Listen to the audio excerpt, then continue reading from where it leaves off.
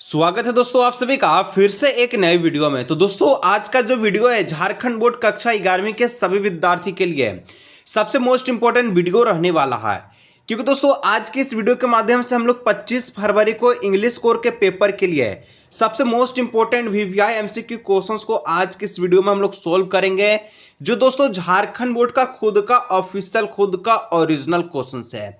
सबसे पहले दोस्तों मैं आप सभी को बता दूं कि झारखंड बोर्ड का पीवाईक्यू क्वेश्चंस हम लोग आज के इस वीडियो में सॉल्व करने जा रहे हैं। एक चीज आप लोग याद रखिएगा कि इस बार 2026 में जो आपका क्लास 11th का एग्जाम होगा, इसमें दोस्तों सबसे ज्यादा वेटेज जो है पीवाईक्यू क्वेश्चंस का रहने वाला है। पीवाईक्यू क्वेश्चंस दोस्तों आपका 60% क्वेश्चन जो है ऑल सब्जेक्ट में इस बार झारखंड बोर्ड के द्वारा पूछा जाएगा। और यहाँ पर आज की इस वीडियो में हम लोग जो है इंग्लिश कोर का जो आपका 25 फरवरी का जो एग्जाम होगा फर्स्ट और सेकंड सिटिंग में, आर्ट्स का हो या फिर साइंस का हो या फिर कॉमर्स का हो, तीनों विद्यार्थियों के लिए आज का ये वीडियो सबसे मोस्ट इंपोर्टेंट एकदम तहलका वीडियो रहने वाला है। और आज दोस्तों हम लोग इंग्लिश कोर का जो है क्लास 11 का 2020 का पीवाईक्यू को क्वेश्चन को हम लोग सोल्व करेंगे, जिसके माध्यम से दोस्तों आप लोग का एग्जाम में 60% क्वेश्चन सिर्फ और सिर्फ पीवाईक्यू से फिक्स होने वाला है। और एक और जानकारी दोस्तों झारखंड बोर्ड के कक्षा 11वीं के सभी विद्यार्थियों को देना चाहूंगा।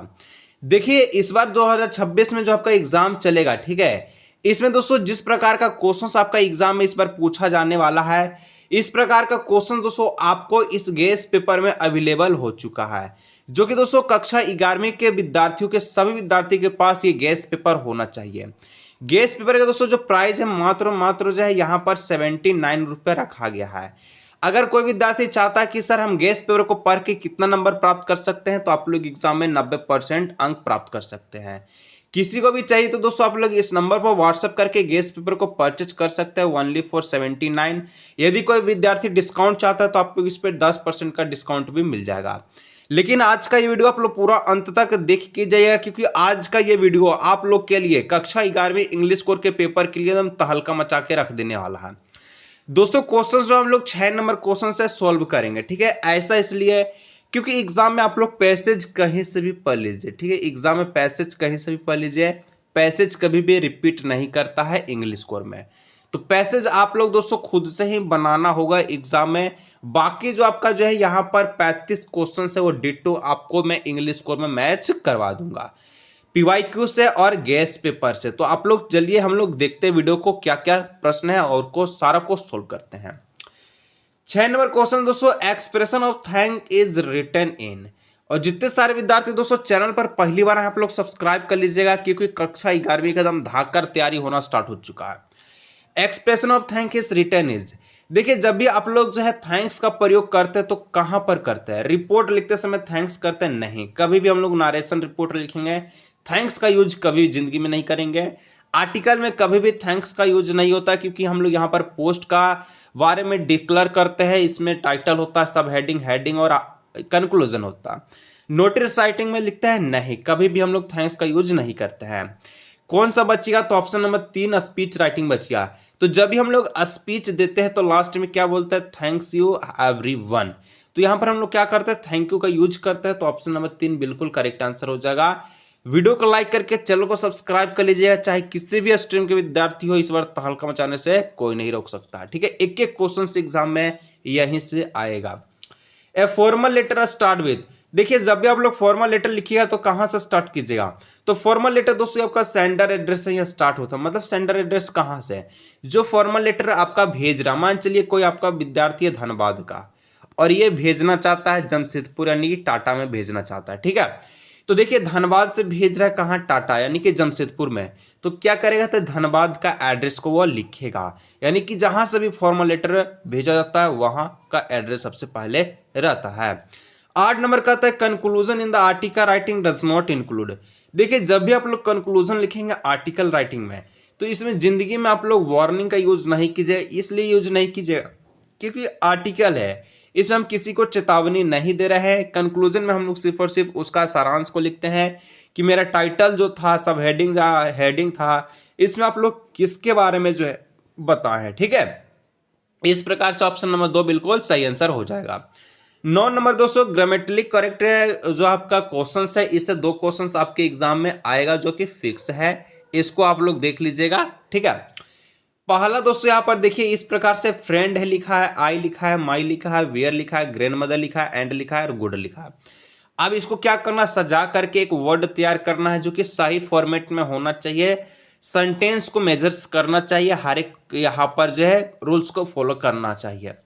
तो जैसे आप लोग इसको दोस्तों बना करके लिखिएगा तो इसका जो आंसर बनेगा, आई एंड माई ग्रैंड मदर, मैं और मेरे ग्रैंड मदर जो है दादी जी, वी आर गुड फ्रेंड, यानी कि दोनों हम लोग क्या हैं, अच्छे दोस्त हैं। ऑप्शन नंबर 3 हो जाएगा।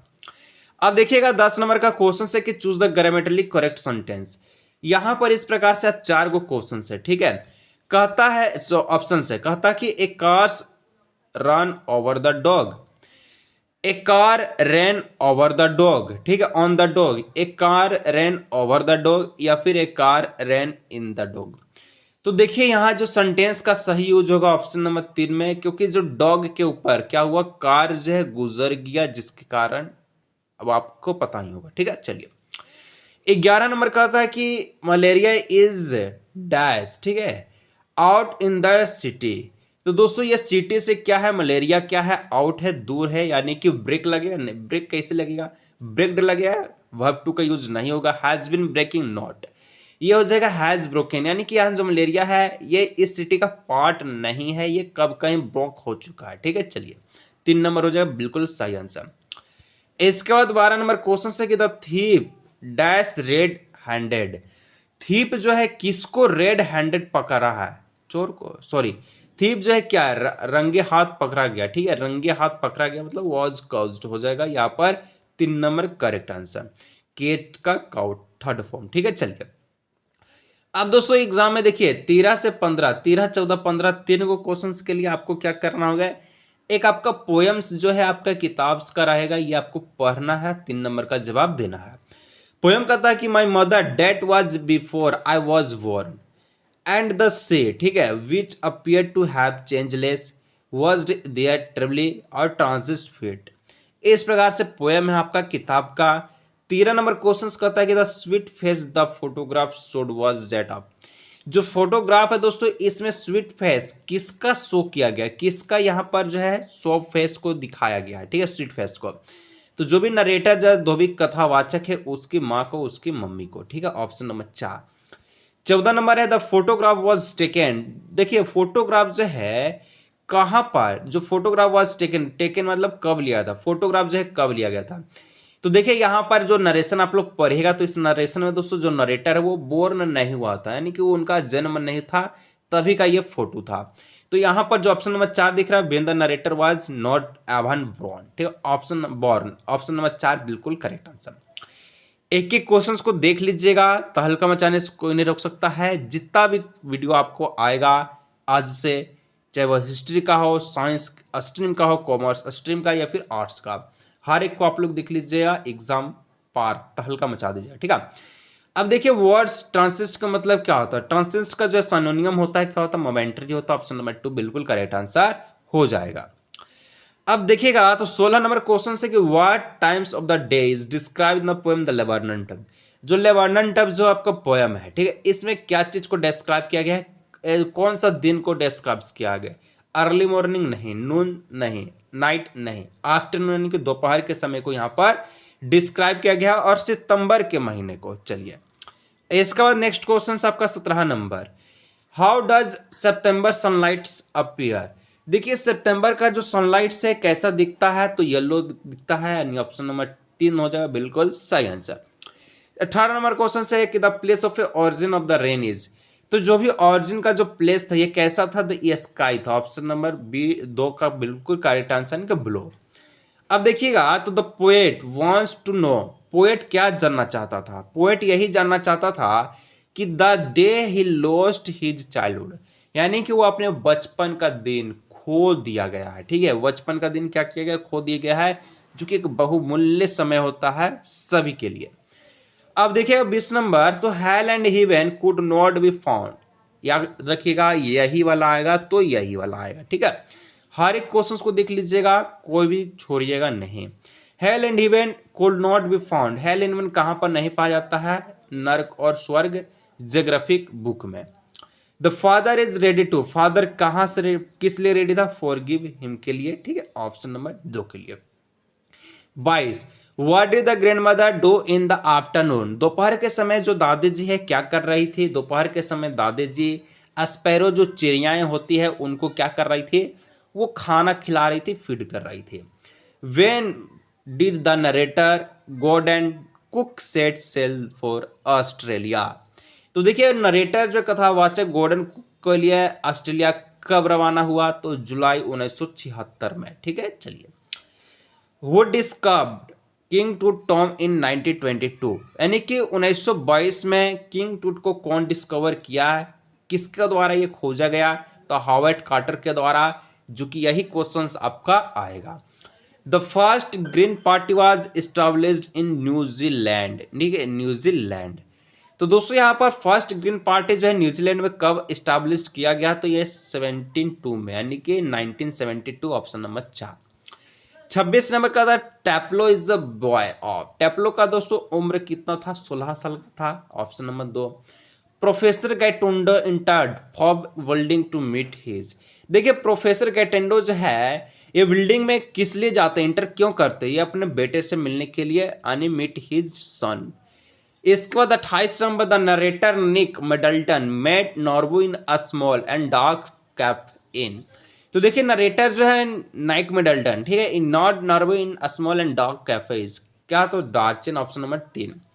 Next question 29 number, who was Jones Burrow, Jones Burrow कौन था, तो जोन्स ब्यूरो एक आपका दोस्तों फार्मर था, किसान था। Narrator daughter of mister as visit the address, देखिए जो नरेटर का जो डाउटर था यानी कि जो बेटी था, ये मिस्टर एज विजिट का जो एड्रेस है कौन सा एड्रेस पे गया था, तो नंबर 46 मैक्रोनी स्ट्रीट, ठीक है। वेयर डिड रंगा गो टू स्टडी, रंगा कहाँ दोस्तों पढ़ने जा रहा था, तो Bangalore, option number 3। Who was Einstein history teacher, Einstein का हिस्ट्री टीचर का नाम क्या था, तो यहाँ पर ये क्वेश्चन है, तो मिस्टर वॉन इसका करेक्ट आंसर हो जाएगा। डैश वाज स्ट्रॉन्ग एंड डोमेटिक, दोस्तों स्ट्रॉन्ग और डोमेटिक कौन था, तो मिसेज फिट्जरलैंड, ठीक है, फिजर, option number 1। Shahid suffered of which disease, दोस्तों शाहिद जो है शाहिद किस बीमारी से जूझ रहा था, तो कैंसर से, option number 4। Next question 35 number, कुछ प्रश्न और है, फिर आपका तहलका मचने से कोई नहीं रोक सकता। जो wife was expecting a child after death of the married, दोस्तों यहाँ पर जो है जॉय का जो वाइफ है कितना साल बाद जो है मैरिज के कितना साल बाद एक चाइल्ड को एक्सपेक्ट की थी, तो ये 20 साल बाद, ऑप्शन नंबर 2, ठीक है। Which of the following is the written by Vikram Seth, Vikram सेठ के द्वारा दोस्तों क्या लिखा गया था, the tale of melon city. What was the age of Shiv, Shiv का दोस्तों कितना उम्र था, तो शिव का उम्र था 7 साल का। चलिए 3 क्वेश्चंस और बचा है दोस्तों, जिन विद्यार्थियों को भी गेस्ट पेपर चाहिए, क्योंकि यहीं से दोस्तों क्वेश्चंस आपका छप चुका है, किसी को भी चाहिए तो आप लोग इस नंबर पर व्हाट्सअप करके परचेज कर सकते हैं, 79 रुपये पे करके मात्र, ठीक है। और यहीं से दोस्तों आपका क्वेश्चंस मिलेगा जो कि 90% से अधिक अंक आप लोग इसी गेस्ट पेपर से पढ़ करके प्राप्त कर सकते हैं। Who really understood Albert Einstein, Albert Einstein को दोस्तों कौन रियली से समझ चुका था, तो mathematics teacher. Where is the rock garden situated, rock garden कहाँ पर है, तो चंडीगढ़ में है। Who is the poet of the poem of photograph, a photograph का पोएट का पोएम का पोएट का क्या नाम था, साले टल्सन, ठीक है, शर्मा जाती थी। चलिए तो इस प्रकार दोस्तों हम लोग इंग्लिश कोर का 25 फरवरी को होने वाले बोर्ड एग्जाम 2026 के लिए सबसे मोस्ट इंपोर्टेंट पीवाईक्यू क्वेश्चंस को सोल्व कर चुके हैं।